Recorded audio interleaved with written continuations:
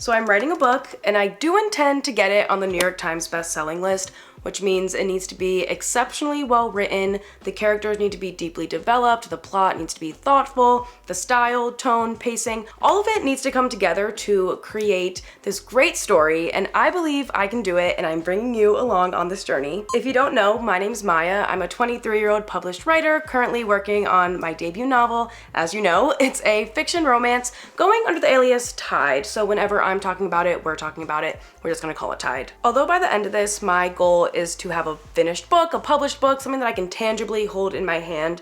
My real purpose in sharing this journey is just because I love writing, and I have spent the last couple years studying storytelling and being in classrooms, talking to other writers and professors, and just really diving in and submerging myself in writing, and I just love it so much. So I want to share things that I've picked up over the years, tips, tricks, things I've learned. I want to learn from you, and also every writing process is different. So what works for me might not work for you and vice versa, but at the end of the day, I think it's really just about sitting down and getting the words written and thinking about it and letting yourself be in the creative space. And I love it. I love the feeling. I love talking about writing. So let's see what I have to do today. Actually, I'm gonna take it one step further. Let's see what I have to do today to finish a book and get it on the New York Times best-selling list.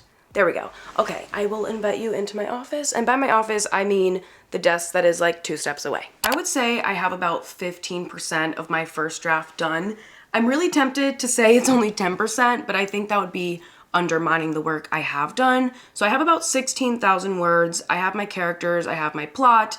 I know where the story's going. It's just about actually sitting down and writing it, which has been the biggest struggle for me and really the thing that I'm having to get over, because I don't want to say I'm in like a writer's block or like anything like that, because I really don't think it's a writer's block. I think it's more just I was very burnt out from school. I started doing a creative writing master's in, August 2023, last summer? Not this last one, the one before that. And then the entire year, all I was doing was developing the story and learning and this and that. Just like my mind was completely all into writing at all times, but in a very educational sector of it, which I think if you've taken any sort of like art class and then tried to go on and do your own art outside of it, you kind of see it's a little hard to get out of the school mentality and the school mindset. I finished the 16,000 words in, when was that? In September 2024, I finished, and it's now January 2025, and I have not written anything since then.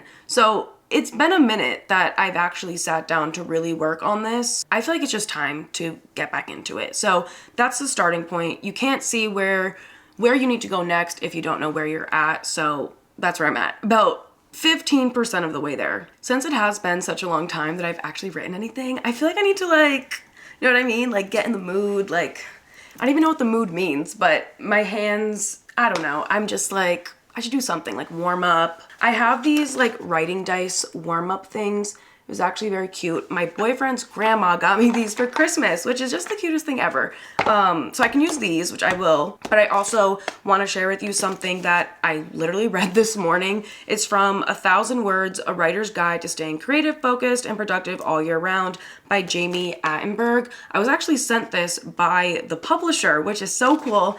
And as soon as it came to my door, I was like, yeah, I need to read this.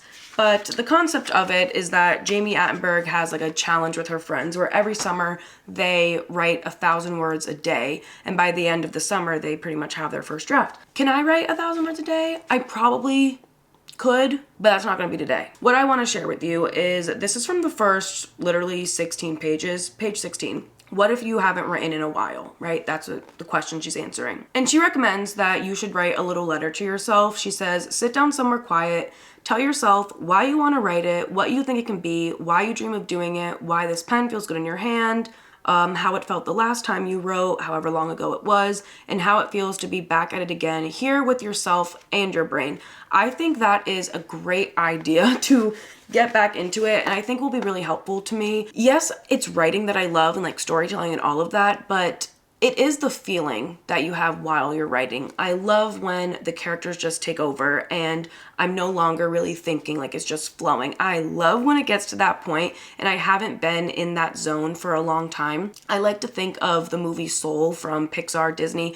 One of my favorite movies, so good. If you haven't seen it, check it out. The whole plot point is that you can get into the zone when you're when you're doing the thing in your life that you're meant to do. I just really feel that it is a great representation of how it feels to write. It's like a blue space, and he's just whisked away, and it takes up his whole mind, body, soul, and I just think it's a great visual example for me of what it feels like to write. And that's what I need to tap into, because it is something that I'm missing. I think if you're a creative person and you are not constantly doing something to foster it, it can get hard and frustrating, and like other areas of your life might, crumble. Maybe that's a little dramatic, but that's how I feel for me. I'm like, if I'm not exercising my creativity all the time, something feels off. I'm gonna write a little letter to myself talking about this process. That was actually a great exercise. I am not just saying this, I'm not being dramatic. That was amazing. Like, I feel like I should go give Jamie Attenberg a hug. This is a little section that I put. I said, I want to write because I love writing, because I will go crazy if I don't, because if I don't, I know I will regret it for the rest of my life, and that's not something I'm willing to do. I'd rather try and fail than not try at all, because I won't fail, because I'm a great writer and I believe in myself to craft the story I need to tell. This part specifically I want to share with you because I think it's very normal and something that happens way too much, where we're a little self-deprecating and we don't really give ourselves the flowers or the confidence to be like, I'm a writer, like I'm a great writer. And feeling like you are a great writer is honestly like half the battle, because I know so many people, like they're all in my comments on TikTok, people that I've DM'd about, people, actually like I've even felt this way before. And it's just like, am I good enough to do this? Like, am I actually good at this? Honestly, like you're the person who has to answer that for you. If you don't feel like you are good enough, you're never gonna share your work with anyone. So no one will ever actually read it to actually ever give you feedback. And if you're not willing to share it, you can't learn and you can't grow. But I think actually feeling like you're a great writer is something that takes a long time to get to. I even was feeling like self-doubt the other day when I was, thinking about like starting this up again.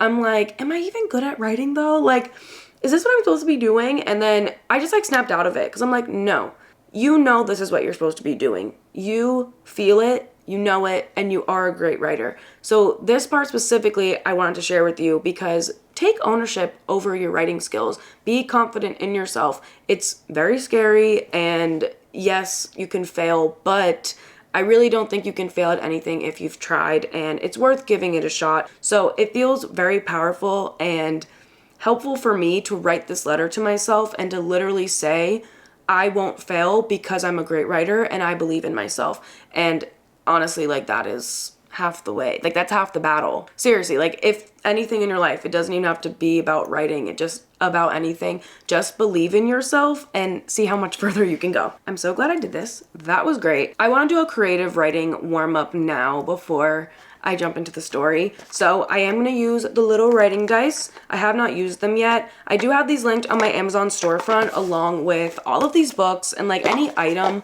that I talk about in a way that like it's helped me become a better writer. I have all of it linked to my Amazon storefront. Like I'm not gatekeeping.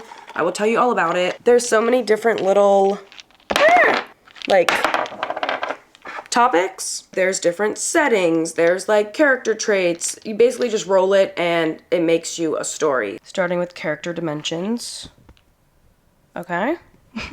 Time, place, got it.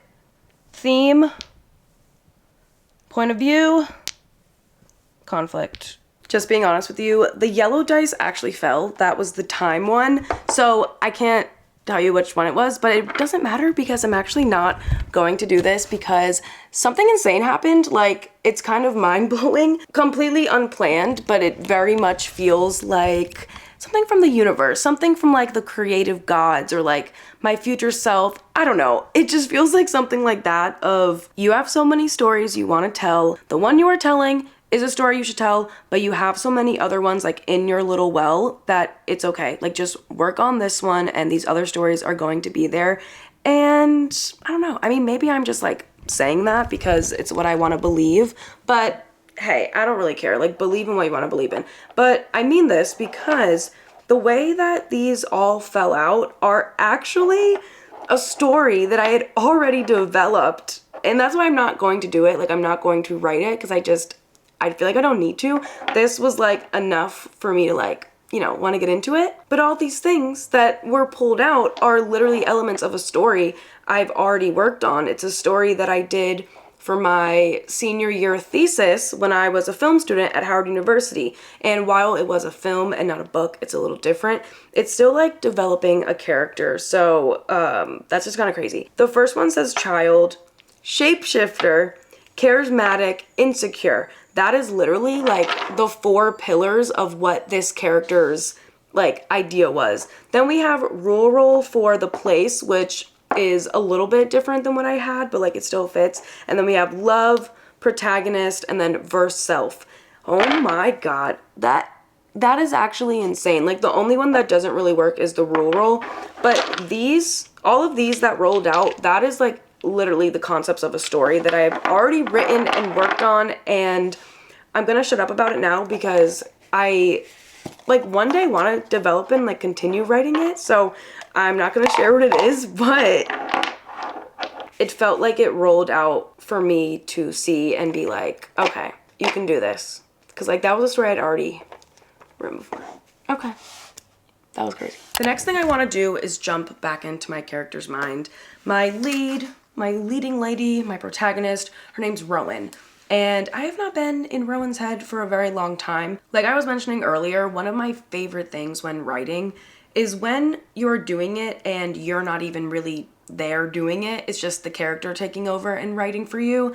And for a very long time while I was writing my final project, I got to experience that so often that it was almost like a high of like, oh my fucking God, like, oh my God, like this is the greatest thing ever. Like, I just want to do this every single day for the rest of my life. Like everyone should just be writing because this is such a cool experience. Like getting to step into another world, step into another person. It's a cool experience. It's great. But I haven't done it in a while and I want to do it. And the only way to do it is by knowing these things about her. I do have a character brief worksheet thing that I've been using for the last couple years. And it's pretty much 64 different questions, all the way from like simple ones like age, gender, marital status, all the way down to like her backstory, like what's her parents' education like, her family dynamic, child social life. Then we go into more like deeper things like her emotional IQ, self-esteem, attitude about the world. The purpose of them is to just like help you know your character better, to guide you to figure out different parts of your story. And it's also a really great way to make them feel real, because some of these things are going to contradict one another, and them contradicting each other just makes them feel more real, because as humans and inherently that's what we do. Like sometimes we say something and then actually do the other, or you know, your biggest pet peeve is actually your worst trait of yourself. You know, a lot of those things happen in real life, so doing this sheet is a great way to do that. So I want to spend some time doing this character brief, but I also real quick want to talk about how I even find great characters and how I know what to look for within mine and like the things that I want them to have. And I turned to 2 books that I just read recently, The Seven Husbands of Evelyn Hugo by Taylor Jenkins Reid. Let me get it right, because this is one of my favorite books. I literally have a tattoo for it, like a 7 for The Seven Husbands. I love this book.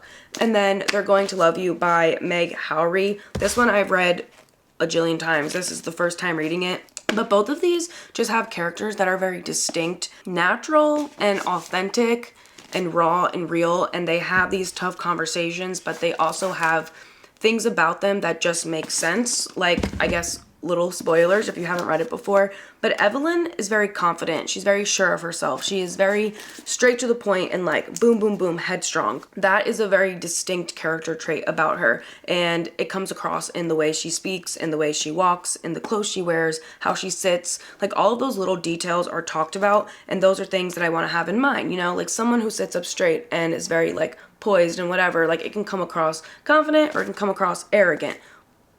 How do you want it to come across? Which one do you want to choose? But those are little signals that your characters can have to make them, you know, feel more real. And then in this one, I will use the dad, for example. It's a story about like love and stuff, family dynamics, all of that. The dad, he's very complicated. His name's Robert. He's very complicated, and I don't want to use the word stingy because it's not the right word, but that's all it's like coming to mind. He's just very like particular. He kind of like just goes off at the sound of anything. And that is throughout this entire book. There's little looks that he gives that signals, oh no, he's about to go off. There is little body language changes that signal something's about to happen. It's just those small things and like little quirks about characters that you don't necessarily think about when you are just outlining your story and thinking about the grand total of it. You're not really thinking like, okay, what is their mannerisms? Does my character paint her nails? Does she get her hair done all the time? You know, like what are these things? Is her hair dyed? Does she use social media? It's a little unrealistic, I think, to have a character in 2025 who doesn't use social media, but you know, to each their own. But it's things like that that I think people really do have to think about. Because honestly, when I read a book that is set in present time and the character is like early 20s and they never once mention social media, I just don't really believe it. Even though they don't need to say like I have an Instagram or I have a TikTok, like they obviously don't have to do something like that, but social media does really impact and influence how we move in our lives in this generation. So it just seems a little not authentic to me when things like that are not included. So I'm actually gonna add that as a question, like, do they have a social media? So I'm gonna go through, fill out this character brief, really just sit here, sit with my character, get back into her mind. What is she doing? How is she doing? How's she feeling? That's what I gotta get back into. The sun went down. Gotta turn the lights on. Random fact, I like hate overhead lighting and artificial lighting. I much prefer natural light, but unfortunately it's the winter and the sun set at like freaking 4:30. So, you know, you gotta do what you gotta do.